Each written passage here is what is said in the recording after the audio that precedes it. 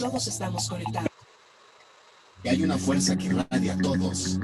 El éxito y la magia está en cada uno de nosotros. Emitimos nuestra señal desde Ángel Urraza, número 904. Colonia del Valle.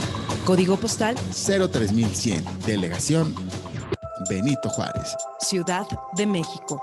Somos una estación que transmite vía streaming las 24 horas del día, los 365 días del año. Somos la primera estación del Grupo Escucha.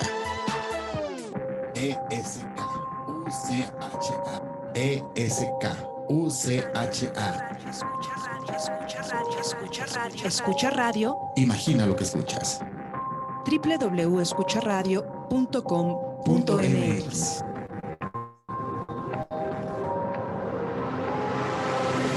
Escucha Radio. Imagina lo que escuchas. Escucha Radio. Creamos el talento. En internet hay muchas, pero como escucha radio, ninguna. Diversión, entretenimiento, con la mejor actitud. En Escucha Radio, simplemente lo mejor.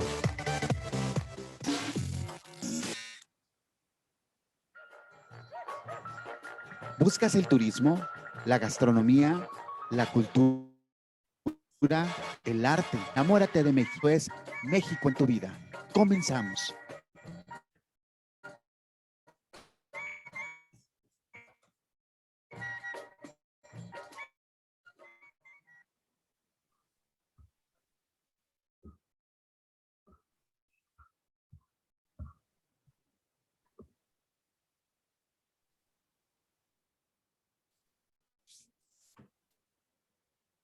Hola, muy buenas tardes. Estamos aquí en México en tu vida, un programa que se transmite a través de Escucha Radio. Y bueno, pues el día de hoy tenemos un tema súper interesante.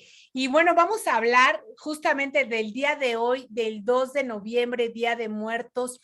Y para ello nos acompaña, pues, a ver, tengo aquí un sonido doble.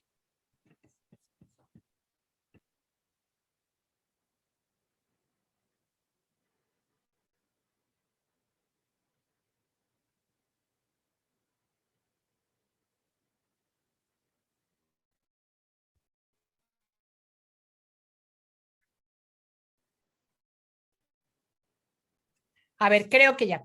Pues el día de hoy, 2 de noviembre, es Día de Muertos y para ello, pues qué mejor que tener aquí a una persona, una mujer que realmente, como yo le dije hace rato, su sonrisa nos maravilla, pero por toda, aparte de ser súper agradable y divertidísima, es una mujer que conoce de todo y entre ello justamente de las artesanías, perdón, no es cierto, de la celebración del Día de Muertos, por ahí también se me atravesó algo, y ella es María Eugenia del Cueto Galán. Maestra, muchísimas gracias por estar aquí en México en tu vida, este programa que bueno, por alguna razón por ahí han de andar las ánimas que nos están dando lata y que nos están haciendo pues estas travesuras de equivocarnos.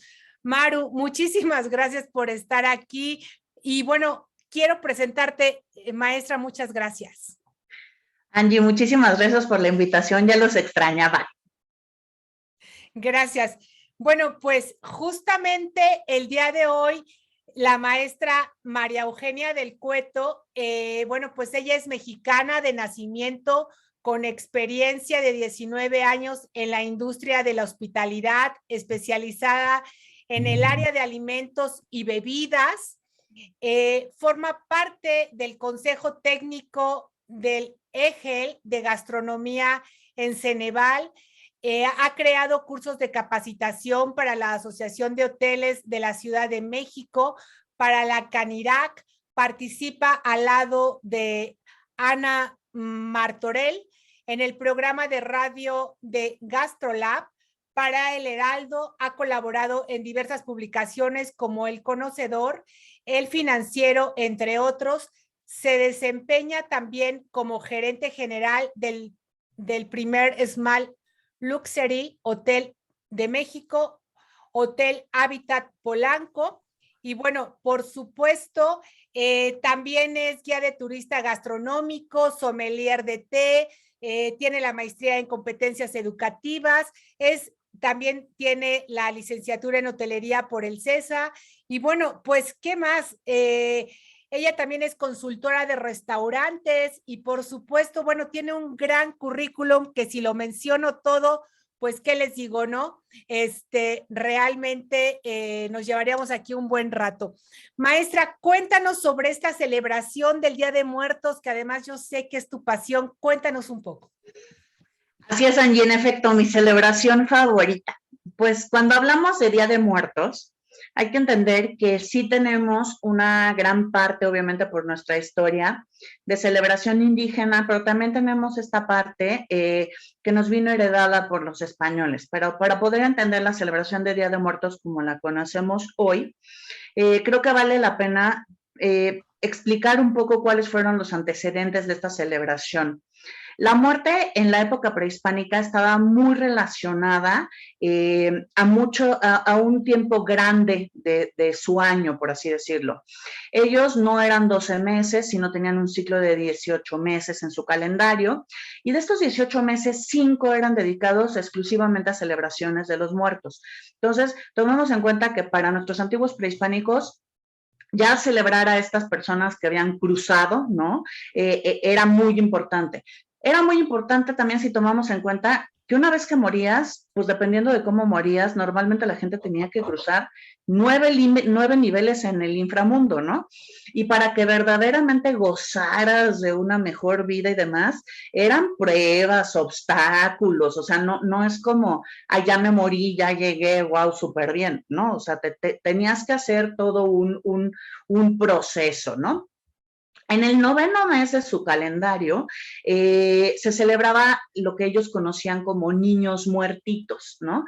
Ya había una festividad en la que cortaban un árbol, a ese árbol le quitaban todas las hojas y dejaban el puro tronco.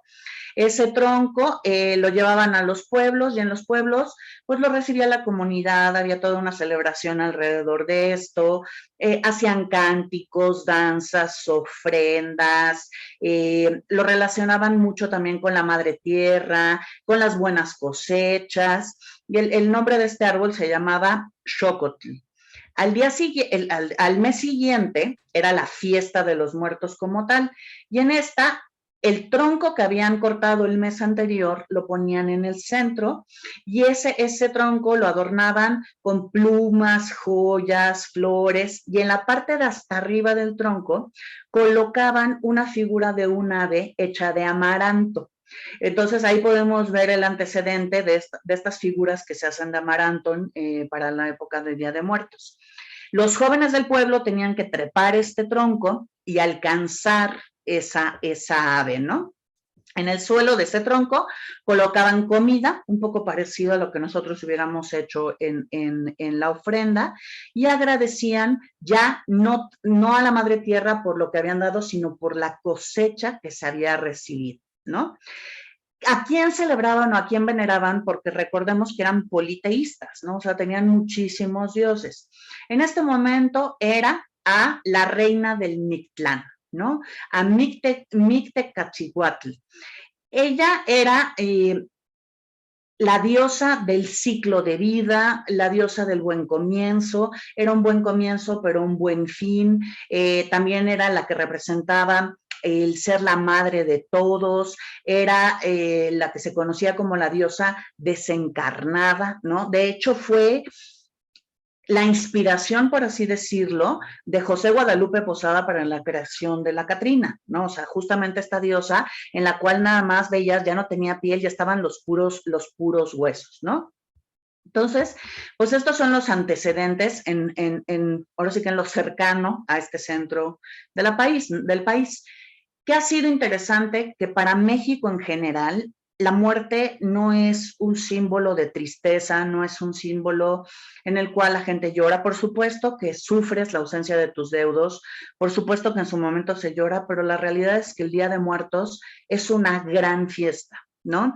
Esa fiesta en la que de verdad se abre el umbral y tú permites que tus muertos regresen, que estén contigo, que puedas comer con ellos, que los puedas sentir cerca. Por eso los panteones son una gozada en esta época, ¿no? O sea, todas las flores, se limpian las tumbas, pues ponemos velas, llevamos comida, se brinda con las otras personas que también están recibiendo a sus muertos, ¿no? O sea, sí rindes culto, pero además es este culto en el cual se respeta, ¿no? A tus antepasados y agradeces el que estén aquí. Yo creo que es en nuestro país la celebración más importante. Justamente coincide con que finaliza el ciclo agrícola de muchos productos, en este caso, en especial del maíz y la calabaza. Este es el momento en el que se finaliza este ciclo. De hecho, en los murales teotihuacanos se manifiesta muy bien esta parte con la creencia de todas las, o sea, todo lo que pasaba el resto del año, ¿no? Aquí es muy interesante que en todo el país se celebra de forma distinta. Hay panteones en los que pues se sacan los huesos de los muertos, se barren, se limpian, los vuelves a envolver en una nueva tela, se vuelven a enterrar. Esto para los españoles debe haber sido un contraste bastante fuerte, ¿no? El llegar y ver, pero es un shock total, pero es un poco irónico el shock que les generaba, porque recordemos que los españoles trajeron las reliquias de los santos. De hecho, nosotros no celebrábamos, ¿no? A los santos, a Día de Todos los Santos, eso no lo teníamos nosotros, porque pues eran dioses. Y ellos traen las reliquias y pues lo que traen son huesitos y los exhiben en las iglesias, ¿no? Entonces, no entiendo en qué momento a ellos les generaba tanto shock, pero pues sí, a final de cuentas ellos creían que estaban ultrajando las tumbas. De hecho, es una de las grandes razones por las cuales las tumbas salen de las iglesias en México, porque pues la gente iba a celebrar Día de Muertos dentro de las iglesias. Y entonces una vez que salen los entierros, bueno, pues ya se celebran en los panteones directamente. De hecho, todavía en catedral, ya no exhibidos, pero hay muchas reliquias que se trajeron durante la época de la conquista, ¿no? ¿Qué es lo interesante? Que siempre en todas las tradiciones de nuestros pueblos se pone una ofrenda. Normalmente estas ofrendas pueden ser de muchos niveles, hay unas que les ponen techo, hay otras que les ponen diferentes elementos, ¿no? Pero hay muchísimas ofrendas. En 2003, claro, el Día de Muertos ya forma parte del patrimonio que tiene México en la UNESCO. Entonces, de hecho, es el primer patrimonio que se inscribió, entonces yo creo que es bien valioso que entendamos ese nivel de la festividad de los muertos, ¿no? O sea, claro. De verdad, ahora sí que esa esencia maravillosa, ¿no? Claro. Además, cabe mencionar que justamente es el 7 de noviembre cuando la UNESCO reconoce, pues, a esta festividad del Día de Muertos como obra maestra del patrimonio oral e intangible de la humanidad, ¿no? Correcto. Y que además en el documento de la UNESCO dice que es de las representaciones más relevantes del patrimonio vivo de México y del mundo, y una de las expresiones más antiguas y de mayor fuerza de los grupos indígenas del país.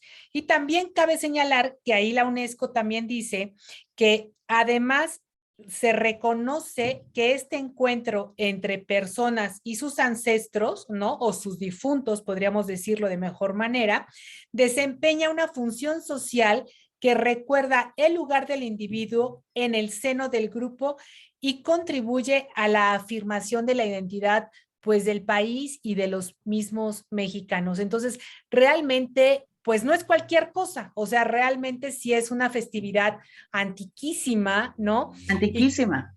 Y que justamente, Maru, bueno, para quien me pregunta qué mural traigo atrás, es justamente el Panteón de Mixqui, en donde en el Panteón de Mixqui, pues déjenme decirles que limpian las tumbas, hacen toda una limpieza muy exhaustiva y con mucho devoto, ¿no? Con mucha, honrando ahí a su difunto y las adornan con flores, ¿no? Que el cempasúchil, bueno, casualmente es de color amarillo porque dentro de la tradición se dice que el amarillo representa al sol y es como esta parte del camino, ¿no? A que Sí, encuentren la luz. exacto, creo Te que estás escucho. tocando un muy buen punto, Angie. El cempasúchil, que recordemos que cempasúchil significa flor de los 20 pétalos, justamente tiene el color del sol y se pone encima de las tumbas porque lo que se busca es que este calor del sol haga que la tumba se caliente y ellos puedan reconocer su hogar para poder regresar. Por eso ves que te decía yo hace rato que las tradiciones y los simbolismos que tiene el Día de Muertos son hermosos. Mixquic, que para quien no sepa dónde está en una de las alcaldías de la Ciudad de México, está en Milpa Alta, en la Ciudad de México. Vale la pena visitarlo. Es tan espectacular como ir a Pátzcuaro en Día de Muertos, tan espectacular como ir a los panteones de Oaxaca, a los panteones de los poblados veracruzanos. De verdad es precioso y es ver el calor de la gente, el cómo están todos en una comunión, en este olor a copal que permite acompañar y que pasas la noche con tus ancestros. De verdad es una zona muy emocionante. La mayoría de la gente lleva comida, les digo, todas para compartir, o sea, no hay una persona que no vaya a comer ahí. O sea, parte de es la comunión que hacen unos contra otros. Y a lo mejor tú no conoces al de la tumba de al lado, pero esa comunión que se hace en un día tan especial es impresionante, impresionante. Claro. Entonces vale muchísimo la pena vivirlo. Claro, y además cabe señalar que, bueno, también ponen estas veladoras, ¿no? Para alumbrar el camino. Y entonces, es que todo, bueno. Sí, claro, son ahora sí que una cantidad de significados impresionantes, ¿no? Entonces, ¿qué es lo que pone? De hecho, yo creo, si te parece, vamos a hablar de lo que se pone en un altar, favor, ¿no? Porque sí, luego claro, decimos, claro. Bueno, ¿y qué pones en el altar y por qué lo pongo y por qué pongo esto y por qué no pongo, ¿no? Y además quiero que me platiques por qué, pues ahora sí que la cruz de los 4 rumbos, que luego también se significa la cruz católica, ¿no? Y también que me cuentes, bueno, por qué se hace todo este camino de cempasúchil desde la entrada hasta el altar. Entonces, bueno, pues aquí es que es una, de verdad para que escucharte. Es una gozada. Recordemos que, como les dije, la celebración de Día de Muertos es esta mezcla de lo prehispánico y lo católico. Entonces estamos hablando de una fiesta que tiene un gran sincretismo religioso. Entonces no podemos ver los elementos aislados, ¿de acuerdo? Entonces hay muchos, ahora sí que muchos altares. Existe el de 3 niveles, el de 5 niveles, el de 7 niveles. Vamos a hablar del de 7 niveles, que es como el que está más, ahora sí que el más complejo, que son pues los 7 cielos, por así decirlo. Se asemeja a los 7 cielos, que son los 7 puntos en los que pasa un alma para poder descansar en paz, ¿no? Y tenemos en el primer escalón, vamos a ir de arriba hacia abajo, en el primer escalón ponemos la foto de un santo o de una virgen. Aquí sería, pues, de los dioses a lo que nuestros prehispánicos tenían. En el caso de Nuestra Señora de Guadalupe, ¿no? Que tiene todos estos acentos de las deidades prehispánicas. O bien, por ejemplo, los cocineros que rinden a San Pascual Bailón, o bien al santo al que tu difunto le tenía más fe, ¿no? Entonces lo pones arriba. Esto va acompañado de un arco de cempasúchil, y este arco de cempasúchil va con unas pequeñas hierbas verdes que se conoce como limonaria. Es importante que se le ponga la limonaria al arco porque el olor de la limonaria es lo que va a guiar a nuestras almas para que lleguen a su altar. De hecho, si ustedes han visto la película de Coco, yo sé que aquí me van a decir, bueno, ¿dónde está la parte histórica? No, de verdad, es una película que, aunque sea de dibujos animados, está sumamente bien documentada. Tomemos en cuenta que pasaron más de 2 años en nuestro país investigando cuáles eran nuestros significados, las celebraciones. Entonces, eso que vemos, que se cruza el camino del cempasúchil para llegar al panteón y demás, Es verdad, porque eso es lo que hace, como les digo, ese es el calor del momento, digamos que eso es lo que les va a abrir el umbral para venir y es el mismo que les va a abrir el umbral para poder regresar. En el segundo escalón está normalmente destinado a todas esas almas que se quedaron como en el limbo, que se encuentran en el purgatorio. Se les tiene que poner ese segundo escalón para que puedan salir de ahí, porque nosotros no sabemos si nuestros difuntos lograron cruzar o no lograron cruzar. Recuerden que en México tenemos estas tradiciones de que si la gente muere a lo mejor de un golpe muy fuerte o muy rápido o fue de pronto, a lo mejor no se da cuenta que está muerta y se queda en el limbo. Entonces tenemos que dejarlos ayudar a cruzar. Por eso es importante que sigamos la tradición que si no ha pasado un año de que fallecieron nuestros seres queridos, no se les ponga el altar. Debemos de permitir que ellos crucen al otro lado para poderles permitir regresar, porque si no se quedarían atrapados donde no les corresponde. Entonces, sí tenemos que ayudarlos a que pueda pasar, ¿no? Cuando ponemos... Oye, a ver, aquí te voy a hacer un paréntesis. ¿Y quien sí lo puso, qué pasa? Pues mira, deseamos de todo corazón que no se haya quedado. Mi familia es de Veracruz y hay pueblos de Veracruz en los que solamente se pone el altar a aquellas personas que murieron en ese año. Entonces son creencias. Entonces, dejémoslo como una creencia. Es correcto. Yo no creo que pase nada. Yo siempre he creído en cuestión de Día de Muertos que mientras hagamos las cosas con amor y con el respeto que nuestros difuntos merecen, ellos entenderán el significado con el que lo estamos haciendo. Ok, otra cosa importante, que esto mucha gente no lo hace. Cuando ponemos nosotros las fotos de nuestros difuntos, no las deberíamos de poner de frente. Tenemos que ponerlas de espaldas viendo a un espejo. ¿Para qué? Para que nosotros seamos capaces de ver a la persona cómo la recordamos, cómo era viva, no como, o sea, no el recuerdo de una persona que en su momento estuvo viva y es la foto muerta. Entonces tenemos que ponerlo frente a un espejo para que se traduzca esa vivacidad que es importante. En el tercer escalón vamos a empezar a poner elementos como la sal. La sal es un elemento que se considera de purificación, es un elemento que se considera que ayuda a los niños, que ayuda para que fortalezcan el paso de las almas que se quedaron en el ínter, entonces tenemos que dejarlos pasar.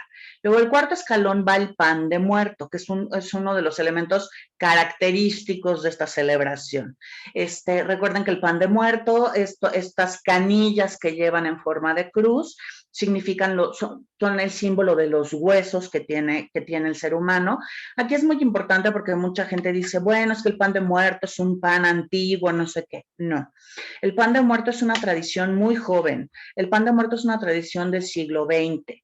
Es una tradición que, como en alguno de sus escritos comentaba el doctor Alberto Peralta, es una tradición que hasta los recetarios de doña Josefina Velázquez de León se habla del pan de muerto. Previo a esto, se habla de panes con ajonjolí, panes azucarados, pero no se menciona pan de muerto. Entonces, la realidad es que no es una tradición tan antigua. ¿Qué es lo que sí es más antiguo? Las figuras de los cráneos, porque originalmente los cráneos que se ponían en los altares de muerto eran cráneos reales, ¿no? O sea, era un cráneo de persona, ¿no? Que los ponían en los altares, pues cuando los sacaban para limpiarlos y demás. Esta es la parte que a los españoles pues no les gustaba y entonces empezaron a hacer los otros elementos. Claro, y de ahí sale la famosa calaverita. De ahí sale la calaverita. ¿No? De ahí sale la calaverita.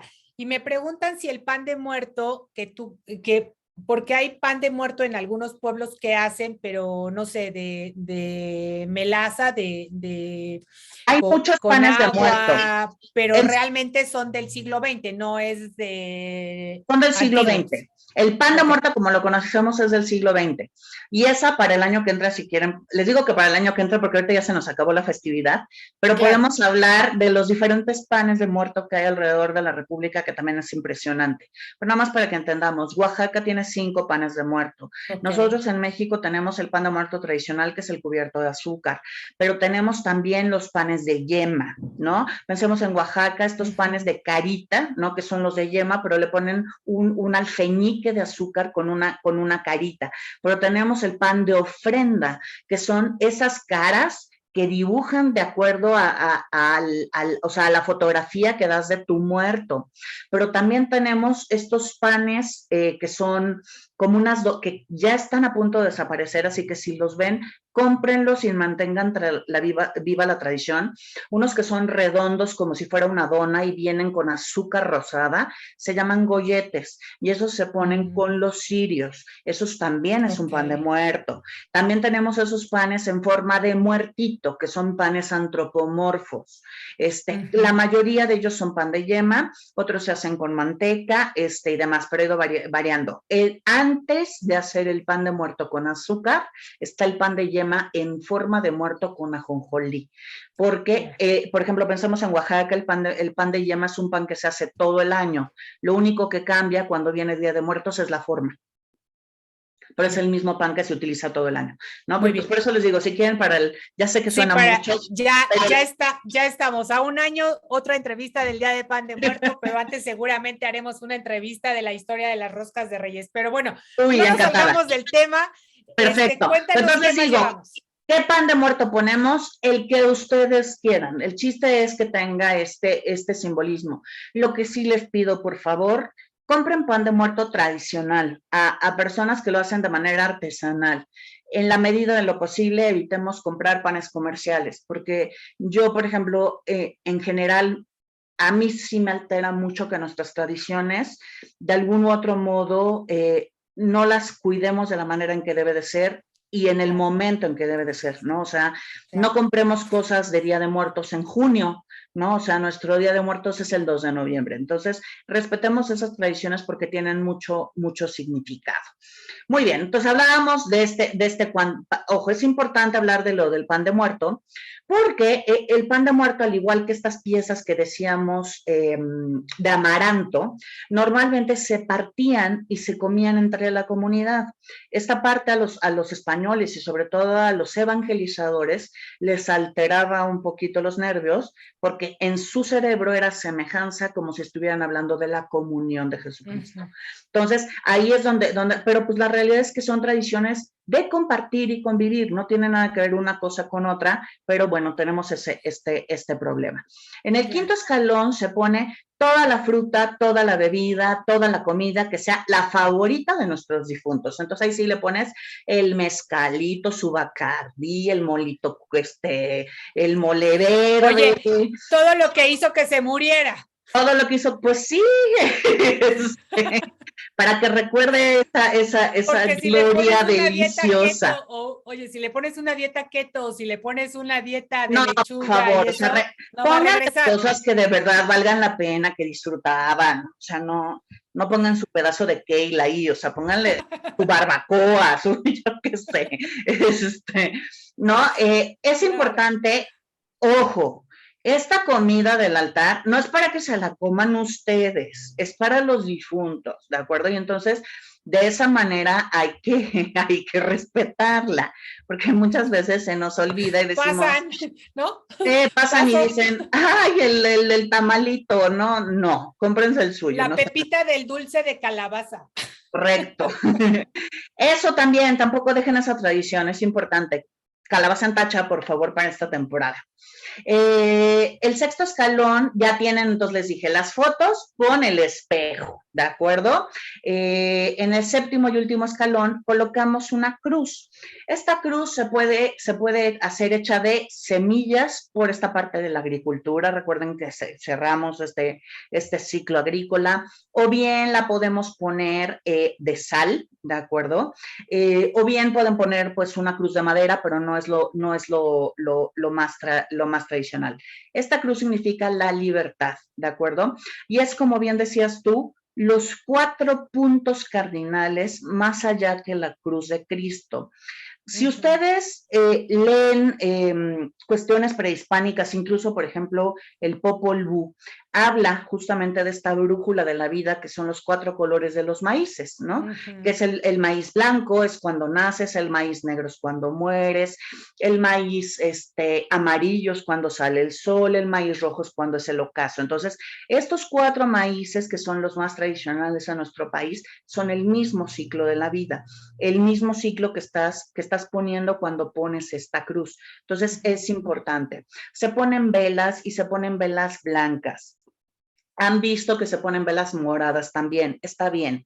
Las velas moradas significan transmutación o trascendencia, entonces también tienen un buen significado. Se tiene que poner copal. El copal es súper, súper importante, porque el copal hace que las almas se limpien y solo lleguen aquellas que deseamos que lleguen. O sea, acuérdense que se está viendo un umbral energético, entonces no quieres que te lleguen millones de almas que no son las tuyas. Entonces, por eso es que tienes que poner esta parte del copal, ¿de acuerdo? Repito, la flor de cempasúchil es por el olor. Si quieren poner flor de terciopelo, que es esta morada, está bien, no forma parte de la ofrenda tradicional, no es una flor que aporte un olor característico, pero es importante que la pongamos, ¿de acuerdo?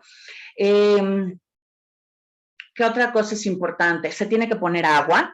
Esta agua es justamente para que tengan algo que beber, porque pues el camino es muy largo. O sea, el que vengan a nosotros nuevamente es un camino largo, hay que dejarles algo de beber, aunque les dejes un mezcalito después ya para que se ambiente.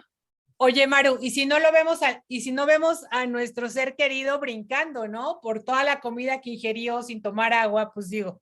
Es correcto. Y algo importante es poner siempre un xoloscuintle. El xoloscuintle es el perro mexicano, es un perro que tiene muchísimo simbolismo. Los xoloscuintles siempre acompañaron a nuestros antepasados en vida y muerte. En cada casa se tiene un xoloscuintle. Este xoloscuintle en la vida te da seguridad en la casa, es un guardián, se dice que ellos tienen una gran relación justamente con el más allá. Entonces, por eso es que son tan místicos estos animales. Y cuando mueres, el xoloscuintle es el encargado de llevarte durante los 9 procesos hasta llegar al Mictlán. De hecho, es quien transporta tu alimento. Por eso en muchas representaciones de los xoloscuintles, de las ofrendas de muertos, traen un maíz en el hocico, porque justamente son los que te llevan el alimento. Entonces, vale la pena que los pongamos. De hecho, hoy en día ya se dice que el 27 de octubre todos los animales de compañía que cruzaron al otro lado vienen con nosotros. Y hace sentido, porque el primero en llegar va a ser el xoloscuintle, justamente para poder abrir camino a las almas de nuestros difuntos que vienen. Acuérdense que va a ser un guía y un compañero en vida y muerte. Entonces, es importante que también le demos un lugar a los xolos. Claro. Maru, ahora, el 27 de octubre, ¿y hay algo previo del 1 de noviembre, que es el día de los difuntos pequeños, y el 2 de noviembre, hacia atrás, el día 30, 31, hacia el 27, que llegan nuestras mascotas, digamos, nuestros animales de compañía? ¿Hay algo previo del 27 al 1 o qué pasa ahí en ese periodo? Son las mascotas, Día de Todos los Santos, fieles difuntos, niños y todas las personas que se quedaron en el purgatorio. Ok, pero ¿esos días tienen que ver algo? O sea, ¿cada día es uno para cada día está dedicado a uno. ¿Nos podrías decir qué día está dedicado para quién? El 27 son los animales, el 28 vienen, ¿cómo se llama? Las ánimas del purgatorio.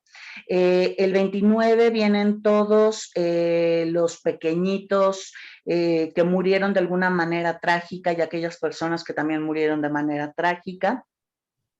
El día 30 es, primero 2, el 2 es todos los muertos chiquitos, el día 30 son fieles difuntos, el 31 no me acuerdo qué es, pero ahí me queda un intermedio, pero sí cada día tiene ahora sí que, por eso hay que poner la ofrenda desde el 27, o 28, pero no se esperen hasta ese día para poner la ofrenda. Claro, o sea, no te esperes hasta el 2 de noviembre para poner la ofrenda. No, porque ya te perdiste a varios. Claro, y tampoco es válida ponerla desde antes, ¿no? 1 de octubre. Gracias, es un poco la parte esa de las tradiciones. Nuestra ofrenda tiene un sentido, ¿no? Y no es un sentido decorativo, es un sentido de tradición y un sentido de abrir las puertas para que te visiten. Entonces pensemos como cuando ustedes organizan en casa una fiesta, ¿no? Es el cumpleaños de alguien, van a celebrar a alguien. Ustedes organizan unos cuantos días antes de esa fiesta todas las cosas que van a comprar, que van a dar de comer, que van a dar de beber, e incluso empiezan quizá a limpiar y decorar la casa. Este proceso es igual, pero ustedes no decoran la casa para un cumpleaños 1 mes y medio o 2 meses antes, ¿o sí? No, pues aquí es igual. Yo sé que visualmente es muy atractivo poner una ofrenda, pero no olvidemos que es una fiesta que tiene una fecha específica porque los vamos a invitar en ese momento. Entonces, como si celebráramos un cumpleaños. No le podemos quitar significado a eso. Claro. Oye, algo también muy importante y que lo mismo pasa con una fiesta cuando se termina, ¿no? ¿Cuándo hay que levantar la ofrenda? La teoría nos diría que el día 3. Ok. Ya que todos regresaron. Ok. Pues mira, aquí en México, ¿verdad? Me la juntan casi con Navidad, ¿no? Y no. Oye, es que hay quien dice que también el día 2 a las 6 de la tarde hay que levantar la ofrenda. ¿Por qué? No lo sé. O sea, yo a final de cuentas, el umbral, por así decirlo, está abierto 24 horas. Ok. Y nuestro día se abrió a las 00:01. Claro. Nosotros podríamos estar levantándolo a las 00:01.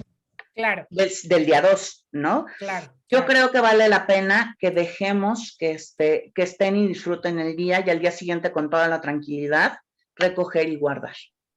Claro. Entiendo que hay muchas personas que dicen que es a las 6 de la tarde por cuestión del ocaso, pero estrictamente hablando, el ocaso es muy impredecible. Por ejemplo, pensemos el día de hoy. El día de hoy ha estado totalmente nublado. ¿En qué momento levanto mi ofrenda si el sol como tal nunca levantó? Claro. Oye, y además se me ocurre haciendo sentido, ¿no? Que una fiesta de cumpleaños, pues te la amaneces hasta el día siguiente, 7 de la mañana, ¿no? Entonces, bueno, pues es exactamente como igual. Quiero mandar un saludo a Mari León, que nos está escuchando, a Roberto Portilla, muchísimas gracias por escucharnos, y bueno, a todas las personas que nos mandan sus saludos también, muchísimas gracias por estar aquí en este programa tan interesante. Ahora bien, ¿qué más pasa con el Día de Muertos? Esta parte de los Judas, ¿no? Que vemos en estas fechas, ¿qué pasa con ellos? ¿Por qué surgen, no sé, otras pues situaciones que pasan dentro, más allá de un día como hoy, que es rendirle culto, asistir a la tumba? Y también me preguntan, ¿y si el mío está en urna, qué hago, no? Si tu muerto está en urna, no pasa nada. Ponle, ¿no? O sea, ponle, yo le pondría unas flores. Mis muertos muy, muy, muy allegados están en urnas. Y yo siempre les pongo en casa la ofrenda con todos los elementos. Tiendo a visitarlos un día antes o un día después, porque hay veces que también, por ejemplo, donde los tienes tú en el caso mío es un nicho de iglesia y no están abiertos todo el día, todas horas. Entonces, yo procuro pues visitarlo en el momento en que puedo. Normalmente llevo unas flores, pero en mi ofrenda, por supuesto que están las fotos, ¿no? Recordemos que las tradiciones son diferentes. El que tú no vayas al panteón como tal no significa que no estés celebrando Día de Muertos. La tradición de ir al panteón es una tradición, repito, muy específica. Es estas tradiciones de desenterrar, o sea, aunque tenga yo familiares en los panteones, yo no tengo la tradición y me parecería un poco complejo llegar y desenterrar a mi muerto y limpiar los huesos. O sea, no va a lo mejor con mi estilo de vida, pero es bien, bien, bien respetable la devoción que se le tiene a sus difuntos para que aún en muerte estén bien, ¿no? Entonces, creo yo que esta parte, hoy en día, yo creo que la parte de las urnas las tenemos un poco por practicidad, ¿no? Un poco pues por los espacios físicos que tenemos, ¿no? Que ya Yo no creo. hay, claro. Ya no hay, exactamente, porque por ejemplo hay mucha gente, sobre todo si se los preguntamos a las personas grandes, yo creo que a lo mejor muchas personas, sobre todo las religiosas, pues su sueño sería estar enterrado en una iglesia, pero enterrado, o sea, ya sabes, el ataúd, ¿no? Como era antiguamente. Claro. Y pues hoy en día eso ya no se puede. Claro, claro, ya no es factible al final del día todo este tipo de cosas, ¿no?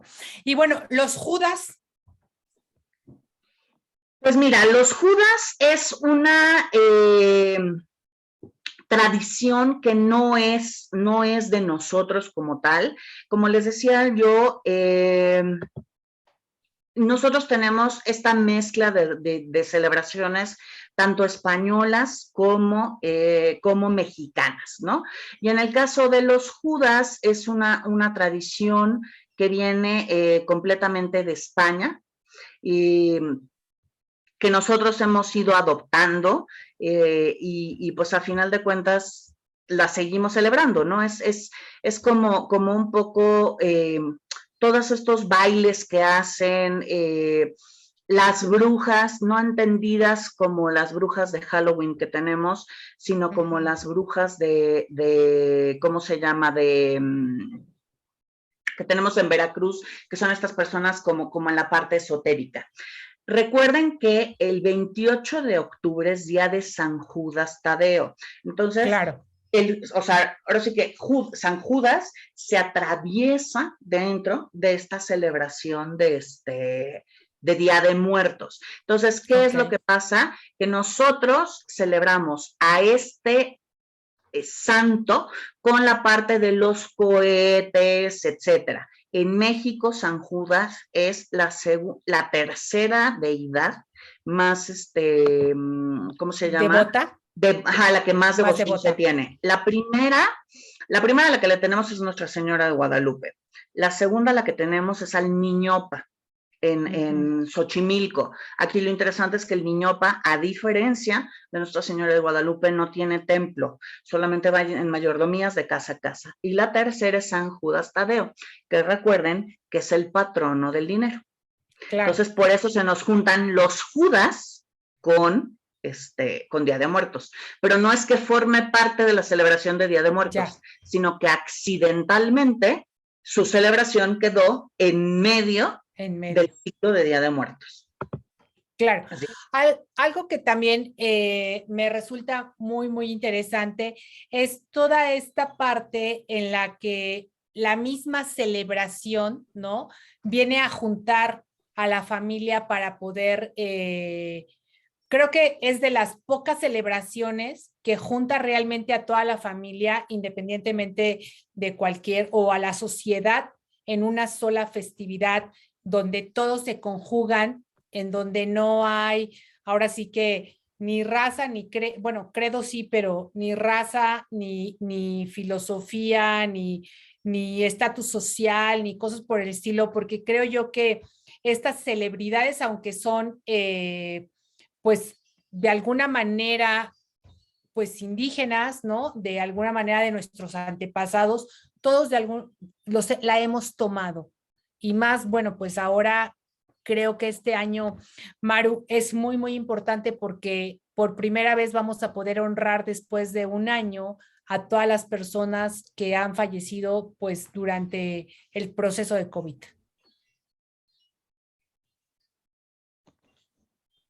Así es, te perdí un poquito, Angie. Es que mi conexión de internet está un poco, se puso lenta. Un poco inestable. Yo lo que decía es que este año es muy importante para todos los mexicanos, una celebración en donde se conjugan todas bueno, toda la cultura mexicana, todos los estratos sociales, y que es muy importante porque por primera vez después de un año estamos honrando nuevamente a los difuntos y sobre todo a aquellos que de alguna forma el año pasado no pudieron tener, pues... Perdieron la batalla. Perdieron la batalla, pero que no pudieron tener pues este acercamiento, esta despedida, esta situación de poderse marchar. Es que justamente creo que esa es justamente esa es la gran magia de Día de Muertos, que no es una despedida, sino es verdaderamente un hasta pronto, ¿no? O sea, y yo creo que en México esa es la parte que hace que tu duelo sea un poco menor, porque nosotros verdaderamente tenemos la creencia de que aunque no sea en cuerpo físico, nos vamos a volver a ver el siguiente año, y el siguiente año, y el siguiente año, ¿no? Entonces, es bien difícil, y yo sí lo creo y lo entiendo, todas las personas que de algún modo perdimos seres cercanos durante COVID, el no poder decir adiós de la manera en la que estamos acostumbrados, como hacer un funeral, el a lo mejor tener esta celebración de partida, en la cual compartimos también estos momentos con tamales, estando cerca, acompañando porque también tenemos nosotros pensemos en el Día de Muertos, el día de tu muerte como tal. La mayoría de la gente cercana se preocupa por esa persona que perdió a su ser querido, ¿no? Claro. Y lo cuidan y le dan comida y procuran que esté bien, ¿no? A final de cuentas es esta parte de comunidad que te decía yo que sucede en los panteones. Entonces, aquí lo difícil es el no poder decirle adiós, el no poder ver el ataúd, el no poder dar un último adiós y ver a tu ser querido es bien complicado, porque si de por sí cuando lo ves decir adiós cuesta, ¿no? El no verlo todavía hace que tu proceso sea más difícil, pero pues a final de cuentas la esperanza de que va a llegar un 2 de noviembre y vas a poder tenerlo cerca, creo que siempre es padre. No sé si a ustedes les ha pasado, pero me ha tocado a lo largo de los años escuchar historias muy bonitas de Día de Muertos, en los que verdaderamente la gente en sus sueños, en estas fechas, verdaderamente se reencuentran con sus seres queridos y verdaderamente sienten esta conexión. Entonces yo creo que es una celebración que, como les digo, vale la pena vivir y vale la pena vivirla de la manera en la que es. No la juntemos con Halloween, no le quitemos importancia a una celebración tan espectacular como es el Día de Muertos. Claro. Ahora, ya por último, porque ya el tiempo se nos agota, la calaverita, así como en un minuto, la calaverita literaria, ¿de dónde surge? ¿Qué pasa? Así, en un minuto. Ah, caray, Dios mío, qué difícil. No, mejor te cuento la de la calaverita de José Guadalupe Posada. Va. Ok. Pues mira, la de José Guadalupe Posadas fue creada justamente como una parte de burla a la sociedad. Si se dan cuenta, la Catrina de José Guadalupe Posadas va sumamente arreglada y demás, y es un poco una burla acerca de cómo los mexicanos nos preocupamos tanto por tener muchas cosas materiales y por pavonearnos y demás, y a final de cuentas cuando cruzamos el umbral, pues ya no nos llevamos nada. Aquí lo irónico y lo bonito fue que esa tradición hoy en día es un emblema nacional. No podemos ver un Día de Muertos sin las maravillosas Catrín. Claro, por supuesto. Pues ahora sí que, maestra María Eugenia del Cueto, muchísimas gracias de verdad por estar aquí en México en tu vida, en este programa con esta pues introducción a este hermoso día, a esta hermosa celebración que tenemos los mexicanos y que realmente pues a veces los extranjeros no entienden por qué nuestro culto a la muerte es de celebración y por qué también comemos pan de muerto, ¿no? ¿Por qué tenemos todo esto para poder celebrar? No sé, ¿alguna recomendación final en dónde te podríamos localizar? Me pueden localizar en Vista MX, en Instagram, es donde más activa estoy y donde pueden poner sus comentarios y demás. Y todavía están a tiempo de visitar las maravillosas ofrendas de Día de Muertos antes de que las quiten. Les recomiendo en especial la de la Casa del Indio Fernández, que ya volvió a abrir este año sus puertas para que vaya abiertas al público y vale la pena, de verdad. Conservemos nuestras tradiciones, vivamos y sintamos México y respetemos verdaderamente la esencia cultural que tenemos, que es muy rica. Claro, y además es una tradición. Totalmente. ¿No? Hay que mantener nuestras tradiciones y pues quitar nuestras tradiciones a veces de toda esta mercantilismo que van deteriorando nuestras tradiciones. Yo les invito a que hagamos esto, a que hagamos una reflexión.